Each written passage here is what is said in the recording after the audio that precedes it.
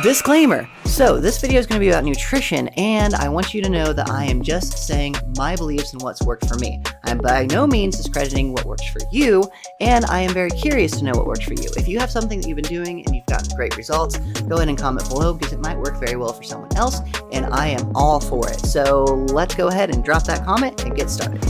No matter what your goals are, I think we can all agree that when it comes to health and fitness, nutrition's going to be king.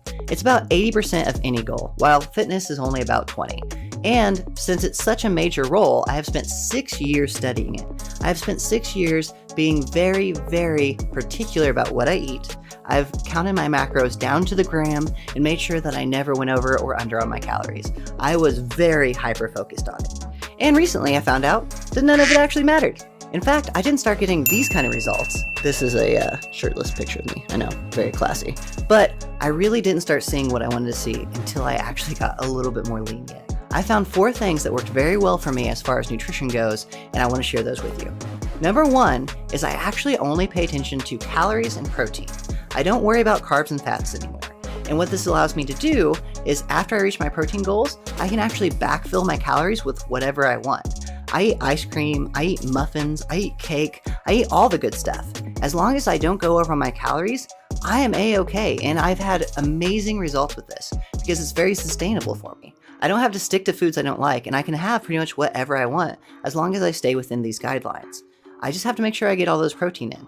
I recommend somewhere between 0.8 and 1 gram of protein per body weight, and then whatever your calorie goal is kind of complicated. For me, it's 3,000 calories right at the moment because I'm trying to just maintain, but as long as I don't go over that and I get at least 180 grams of protein in, I've been doing great with that, and I've managed to be able to enjoy ice cream every single night, so I can't really complain about that. Breyers, he's so good. Now, I know there's a lot of people who are stressing out about carbs and fats, and from what I've found, as long as you don't go over on calories and you have enough protein, you can't really have too many carbs and fats because your calories is a ratio of protein, carbs, and fats. And you're already getting the most important macro, which is protein, so if you don't go over your calories, your carbs and fats can't really be too high because you'll be capped at your calorie goal. So it's worked very well for me. However, to make sure you don't go over that calorie goal, that's where step number 2 comes in. I'm a huge advocate for being proactive instead of reactive. In case you can't tell from this calendar video, wherever it is, where I talk about how I plan my day out, I am a huge advocate for planning things out. So that's why I recommend planning your foods out the day before. If you log as you go, then you're going to end up with too many calories, too little calories, not enough protein, and at the end of the day, there's nothing you can do about it because it's already too late and you don't want to just shove your face full of food because you're behind. If you make sure you're ahead of the game, they're going to be a-okay.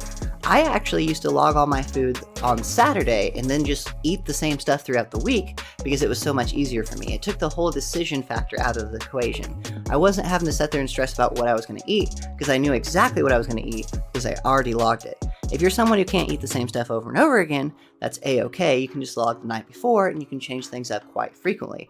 I would just make sure that I had all my protein in, and I would even log my ice cream and all that fun stuff just to make sure it stayed within my calorie goals. But that leads to actually number 3 for me. So this one's probably the hardest thing for a lot of people to grasp, but I actually eat the same stuff pretty much all the time.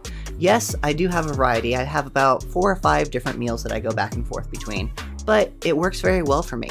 I found that I really enjoy what I enjoy, and as long as I can switch it up every now and then, I really don't get too bored of it. It makes it a lot easier for me because whenever I go to the grocery store, I know exactly what I'm going to buy, I know exactly what foods I need, I know what quantities I need, and just eating the same thing frequently, it's been a lifesaver for me because I don't have a lot of time to stress about finding new recipes or inventing new things. And I personally am kind of a boring guy, so I don't really get bored of what I'm eating too often.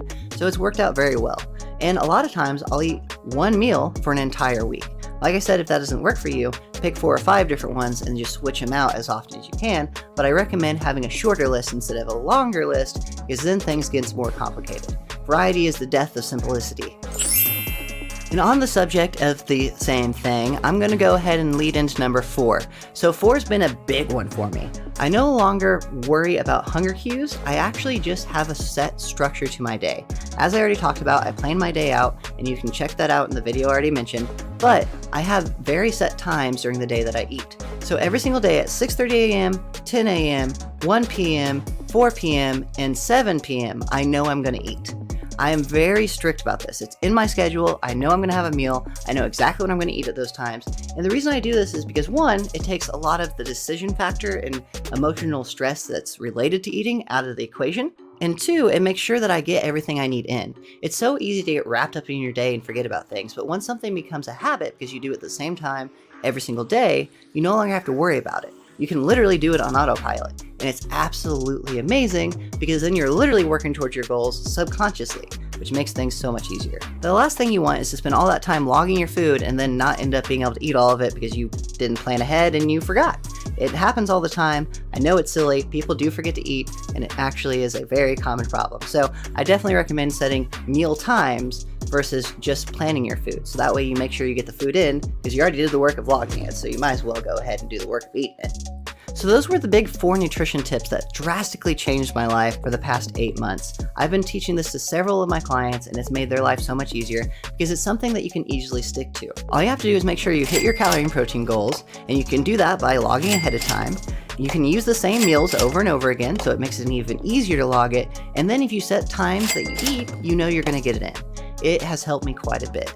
Now, the other side of this, that 20% fitness, that's changed for me a lot too over the years. And if you want to see my new philosophy on fitness and what's worked very well for me, then go ahead and click this video right here where you can check that out. Let me know what you thought of this video by dropping a like and comment below if you agree or disagree with my opinion of nutrition. If you do, cool. If you don't, cool. I just want to hear about it. Go ahead and comment below, and thanks for watching. Stay dedicated.